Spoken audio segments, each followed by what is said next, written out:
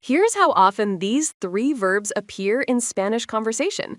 Querer shows up in 1 out of every 100 words spoken. Hacer appears even more frequently, and poder, it's everywhere. If you learn just these 3 irregular verbs in the present tense, you can express what you want, what you do, and what you're able to do. That's most of basic communication right there. Let's start with querer, which means to want. Here's what makes it irregular. The first person, I want, is quiero. Notice that E becomes IE. You want is quieres, same IE pattern. He wants, she wants, you formal want, all quiere. That IE shows up again. But watch what happens with we want. It's queremos, back to a regular E, no IE there. And they want, you all want, quieren. The IE returns. So querer has this stem change from E to IE, but only in some forms. The nosotros form, the we form, stays regular. That's the pattern you'll see in many stem-changing verbs, the boot pattern, if you've heard that term. 4 forms get the stem change, the we form doesn't. Now for using it. If you want coffee at a cafe, you say, quiero café. Want water? Quiero agua. Notice you don't need an article after querer most of the time. You want the thing directly. If someone asks what your friend wants, you'd say, quiere té. Your friend wants tea. Simple as that. Here's where querer gets interesting. It also means to love when you're talking about people. Quiero a mi familia means I love my family. Notice that little a before mi familia? That's necessary when the object is a person. Quiero a mi hermano. I love my brother. But for things, no a needed. Quiero este trabajo. I want this job. One more thing about querer. When you put another verb after it, use the infinitive. Quiero aprender means I want to learn. ¿Quieres viajar? Do you want to travel? Queremos vivir cerca del mar.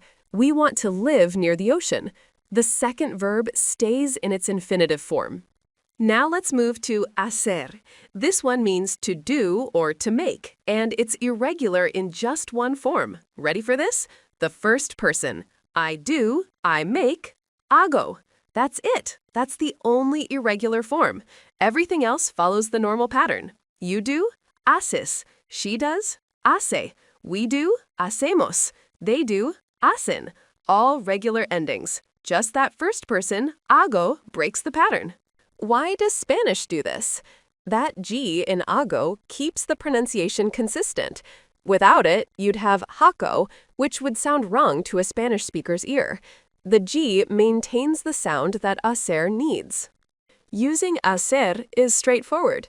What do you do for work? You might answer, hago diseño gráfico. I do graphic design. Or, ¿haces ejercicio? Do you exercise? Someone might respond, sí, hago yoga. Yes, I do yoga. Notice how hacer works for activities, for work, for creating things. It's incredibly versatile. Hacer also appears in tons of expressions about weather. Hacer calor means it's hot. Literally, it makes heat. Hace frío? It's cold. Hace sol, hace viento, hace buen tiempo. It's sunny, it's windy, it's nice weather. All using hacer. These phrases are fixed expressions. You'll use hacer for weather constantly. Here's another common use. Hace with a time expression means ago. Hace 2 años means 2 years ago. Hace una hora, an hour ago. This construction is everywhere in Spanish. If someone asks when you visited España, you could say hace 3 meses, 3 months ago. Finally, poder. This verb means can or to be able to, and it has the same stem-changing pattern as querer. The O becomes UE in most forms. I can is puedo. You can? Puedes. He can, she can, puede. Notice that UE stem change. Then we can is podemos, regular O there, and they can is pueden, back to the UE. Poder is essential because it expresses ability and permission. Can you help me? ¿Puedes ayudarme? This is asking about ability. Can I enter? ¿Puedo entrar? That's asking permission. The same verb handles both meanings. Context makes it clear. Like querer, poder takes an infinitive after it. Puedo hablar español means I can speak Spanish. No connector needed between poder and the next verb, just the infinitive. Puede cocinar muy bien. She can cook very well. Podemos encontrar la dirección. We can find the address.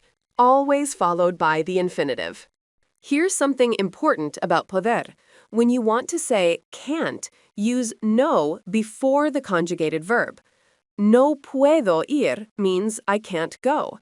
No pueden entender means they can't understand. The no goes right before poder. Simple negation. Let me show you how these three verbs work together. Imagine you're talking about weekend plans. Quiero visitar el parque. I want to visit the park. Pero no puedo porque hago trabajo. But I can't because I'm doing work. Three verbs, one sentence, expressing want, ability, and action. That's the power of knowing these patterns. Or consider this. ¿No quieres hacer ejercicio? Don't you want to exercise? Sí, pero no puedo hoy. Yes, but I can't today. Hago una presentación. I'm doing a presentation. These verbs flow naturally into everyday conversation once you know their forms. The irregular forms might seem random at first. Quiero with its IE, hago with its unexpected ga, puedo with its UE. But here's the thing, these aren't just random verbs. They're 3 of the top 10 most frequently used verbs in Spanish. You'll encounter them constantly, which means you'll practice them constantly. The irregularities will become automatic. Think about English for a second. We say I am, not I be. We say I have, not I has. We say I go, not I good. Irregular verbs exist in every language, and the most common verbs are almost always irregular. Spanish is no different. Querer, hacer, and poder are irregular precisely because they're used so much. The frequent words are the ones that resist regular patterns over time. So when you're learning these conjugations, remember you're learning the backbone of Spanish communication.